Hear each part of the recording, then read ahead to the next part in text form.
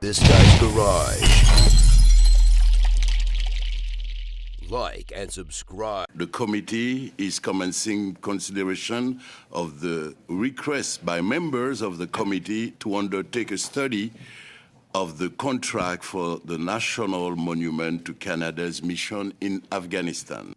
Madam Blaney has asked for the floor, but before that, let's give the floor to the member that initiated the 164. Mr. Richards, you have the floor. Thank you, Mr. Chair. So I would assume, even though it was in the letter that we sent, I need to read the motion into the record, so I'll start with that. Mr. Chair, I move that in relation to its study on the National Monument to Canada's mission in Afghanistan, the Standing Committee on Veterans Affairs call the Deputy Commander of Military Personnel, Lieutenant General Lise Burgon, and order the production of all memoranda, briefing notes, emails, correspondence, or any other records of conversations or communications, including text messages, Microsoft Teams messages, WhatsApp messages, Signal messages, or other electronic messaging, with regard to the National Monument to Canada's mission in Afghanistan, transmitted since November the 8th of 2021 between the Department of Veterans Affairs and the Office of the Minister of Veterans Affairs, the Department of Canadian Heritage and the Office of the Minister of Canadian Heritage, the Department of Veterans Affairs and the Privy Council Office, the Department of Canadian Heritage and the Privy Council Office, the Privy Council Office and the Office of the Prime Minister, the Office of the Minister of Veterans Affairs and the Office of the Prime Minister, and the Office of the Minister of Canadian Heritage and the Office of the Prime Minister, provided that these documents shall be provided to the Clerk of the Committee in both official languages without redaction within 21 days of the adoption of this motion. So I move that motion, Mr. Chair, and I'll just speak to it. This is just another, the situation with this monument is just another in a pattern of disrespect of our veterans by this Liberal government. You know, it starts with Prime Minister Justin Trudeau telling veterans that they're asking for more than we can give.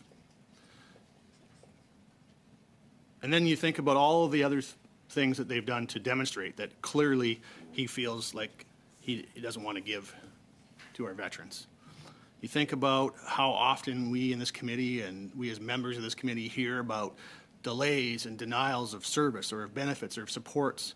You know, we've recently studied the new contract for rehabilitation services, and we've heard from numerous veterans about how they're finding they can't get the services or support they need from this government as a result. We hear all the time about stories of veterans who, it's not just measured in weeks or in months, but actually in years, how long it can take to get the benefits and support that they earned, that they've deserved because of the service they've given to this country. And, you know, it's appalling, frankly, that we have veterans who, you know, have, in some cases, given their limbs, given, everything they have, and they're struggling with physical or mental injuries, and they cannot get the support they deserve or need. We hear of increasing numbers of homeless veterans. We hear about more and more veterans utilizing the food bank. The Veterans Food Bank in Edmonton recently reported that over the last 3 years, the need for their services has quadrupled amongst veterans. We're hearing similar kinds of stories all across this country. We've even heard testimony at this committee about Canadian Armed Forces members that are sleeping in their cars because the cost of living crisis has gotten so bad they can't afford a place to live. And then, of course, you know, not that long ago in this committee, we were seized with the issue of Veterans Affairs suggesting to some veterans that, you know, if all of this stuff that we've put up in front of you to make life difficult, if that's made life so hard, well, we could offer you assistance in dying. Veterans that serve this country have been told that by Veterans Affairs. So you see this pattern of disrespect, Mr. Chair. And this is just another example. You know, 8 years this government has been in power. And nothing's been done. This monument has gone nowhere. You know, it took them several years, I think it was 5 years, to even kind of set up a competition for a design. And then they've now, because of political interference by the Prime Minister's office, there is delay, there is controversy, and now no one knows when this monument will ever be built because of all that delay and all that controversy. And that's really a dishonoring of the memories of those who gave their lives for this country, serving in Afghanistan. 158 Canadians laid down their lives in service of this country in that mission.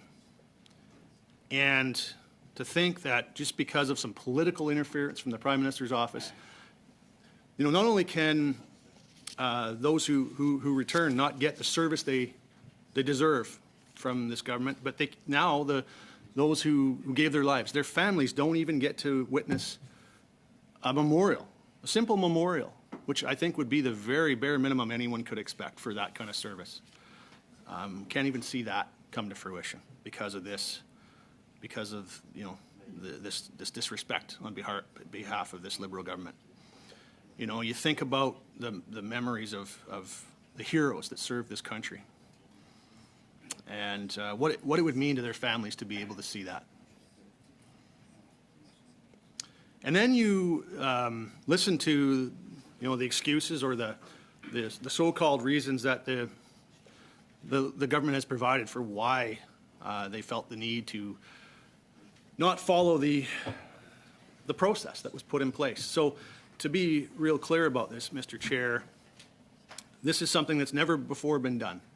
There was a jury process set up to adjudicate 5 finalists for this design. And this is a process that's well known internationally. And, you know, we heard from experts that, you know, members of the jury, you know, the architecture experts, Louise Arbor, a former Supreme Court justice in this country, and others about the incredible irregularity that occurred here. Something that no one sees any precedent for, not only in Canada, but anywhere in the world.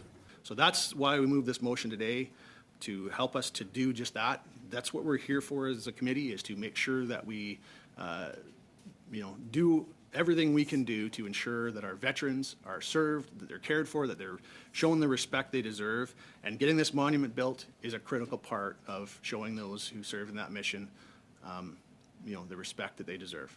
So I move the motion, Mr. Chair, and I certainly hope that it will have the support of all members of this committee.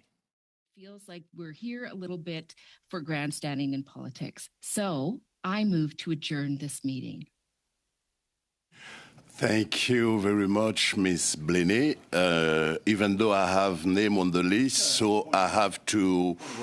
Just a point of order, Mr. Chair. Just to make it really clear, all that's being asked for in the motion is to produce documents. Excuse me, Mr. Richards. Just to produce documents. Excuse me, Mr. Richards. Sorry, I have a motion saying to adjourn the meeting, so I have no choice to have to go on vote on that, and we will come back. So I ask the clerk, please take the vote, please. Ms. Bennett. In favor. Mr. Casey. In favor? Mr. May. In favor. Mr. Meow. In favor. Mr. Sarai. In favor. Mr. Dowdell. We're already here. We should continue, but I oppose. Mr. Richards. Opposed. All it's asking for is documents, and we could have done that right now and then been able to still look at what we would study in the new year. Monsieur Paulus. Je m'oppose, c'est absolument inconcevable. Merci. Ms. Wagenthal. Thank you, Clerk. I'm opposed. Thank you, Clerk. I'm opposed. Monsieur Desilets. Contre. Ms. Blaney. In favor.